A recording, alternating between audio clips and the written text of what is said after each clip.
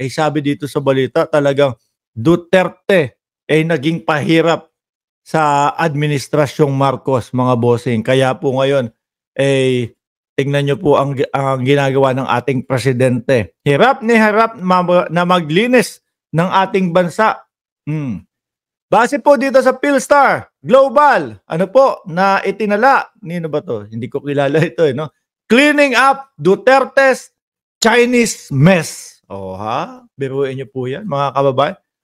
Unahan mo na yung kay Alice Go, at kung saan-saan pa, yung West Philippine Sea, lahat po yan, mga problema natin ngayon, mga kababayan. No? Nasaan po nag-umpisa yung mga yan? Nung dating administrasyon, Pangulong Duterte. 2016, dyan po mga lumalayan 2016, dyan po nagsipasukan yung malalaking pogo ho Basahin po natin. Recent law enforcement raids have revealed that Duterte created a Chinese problem. Di ba nga kasi sabi ng mamamayang Pilipino, kasi itong mga mga Duterte supporter ng mga ng mga Chino. Lalo na ho nung panahon po, mga kababayan, nung sila ay nanunungkulan, kasagsagan po nung kanilang mga kapangyarihan, nandiyan yung meron na tayong mga narinig na Pilipinas, probinsya ng China. Siyempre, hindi naman tayo papayag na ganun mangyari ho, Duterte's laxity in allowing all sort of Chinese character to come into a country is now a law and order problem. Alice Go. Alice Go. At kung ano-ano pa ho, mga kababayan. It is turning out that many Chinese fugitives, from China's justice system managed to establish roots in our country. At sila pa po, mga kababayan, ngayon, yung mga malalakas ang loob na maghari-harian dito sa ating bansa. Yung mga ipinapatapon, yung mga wanted doon mismo sa kanilang sariling bansa, ayun, dito mga naninirahan. Bakit po? Kasi pinayagan. Kasi pinayagan. Nino ba? Sino ba? Kailan po ba dumami ang mga in-check o checkwa dito sa ating bansa? Kailan ho ba nagsipasukan yung daan-daang mga Chino? Tapos meron pang pastillas. Kailan ho ba lahat yun, mga kababayan? Diba? Sabi ni Grace Hermino, papasukin na ang ICC nang matapos na ang kayabangan ng mga Duterte at mga kaalyado nila. Sabi ni Shiro Kanzaki, himod puwet. Kasi si Duterte kay Xi Jinping, Winnie the Pooh. Tuloy natin to yan. Dito. A Chinese national tag as the big boss of illegal pogo was arrested in Binyan, Laguna. Di ba? Another one described by the police as an undesirable alien involved in other criminal cases shot a fellow Chinese over what the Chinese embassy suspected was an argument over offshore gambling according to the report. So sa madaling salita po, mga kababayan, yung mga pinayagan po nung dating Pangulo, problema na po natin ngayon.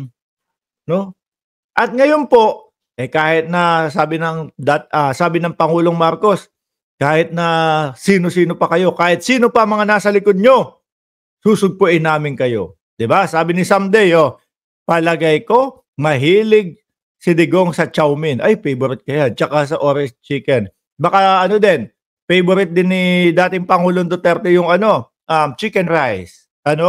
Mahilig yung mga Chekwa dyan sa chicken rice, lalo na po sa Singapore, mga kababayan. Ako, favorite ko din yan, Pero hindi ako maka-Chinese. Alam nyo po, West Philippine Sea. Problemado po tayo dyan, mga kababayan. Bakit? Kasi hinayaan lang ng dating Pangulong Duterte. Na yung sana po ba ipinagtanggol niya na. Sana po inilaban niya na, yung pagkakapanalo natin sa UNCLOS. Dati pa lang po, bago pa lang po. Umpisa pa lang po na ibinigay sa atin yung papeles na tayo ang may karapatan sa West Philippine Sea. Ginawa? Tinulugan. Walang ginawa. Status quo para hindi na tayo bombahin ng China. Yung pong pagiging kabado ng dating Pangulong Duterte, yun po ang nagsadlak sa atin dito sa mga problemang kinakaharapan po natin. No? Yun po ang nagdiin sa atin kung bakit po lalong pahirap ng pahirap nating masugpo etong mga etong mga West Philippine Sea na problema, etong mga pogo na ito. Biruin niyo po sa pogo naman mga kababayan. Daan-daan, libu-libong pamilya. Ano po? Yung hinahagilap yung kanilang mahal sa buhay. Bakit? Doon sa China, ang gagawin ire-recruit yung isang citizen ng China, papupuntahin sa Pilipinas, papangakuan ng napakagandang trabaho. Pagdating dito, yun, pasok sa Pogo. Pagdating na sa Pogo, wala na, hindi na makontak ng kamag-anak nila, mga bossing. Di ho ba? At madami pa pong iba. Napagtatawanan po tayo ng buong mundo dahil nga yung mga bawal, yung mga bawal o yung mga illegal doon sa kanilang bansa, Pilipinas po ang sumalo. No? Sa pangunguna po nung panahon ng dating Pangulong Duterte.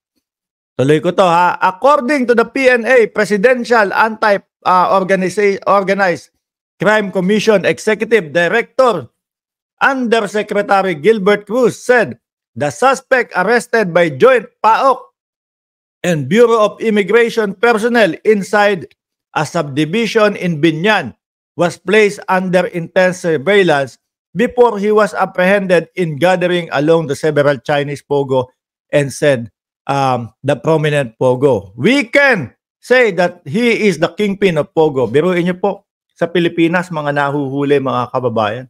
Pati doon, pati doon sa, ano ba yung PH2? Yung PH2 na ang incorporators po, ang Pamilya Roque din, mga kababayan, may Chinese ding nahuli doon, no? Na IT manager ng Pogo. Yan ang napala natin noong panahon ng dating Pangulong Duterte, mga bossing. Tapos ngayon po, ito, kalamidad, ngayon po, bagyo, etc. Ang ating Pangulo po, binabatikos pa din nila. Sa pangalawa nating topic, ang ating Pangulo, binabatikos po nila mga kababayan. Aba, bakit? Kasi daw po, hindi alam ang gagawin ng ating Pangulo na tumutok o rumesolba sa kalamidad po na nangyayari sa Pilipinas. Ngayon, mga bossing, may nagpasa po sa amin ito. Actually, ano to naka-public naman to politico.com.ph. Nasaan daw po ang Vice Presidente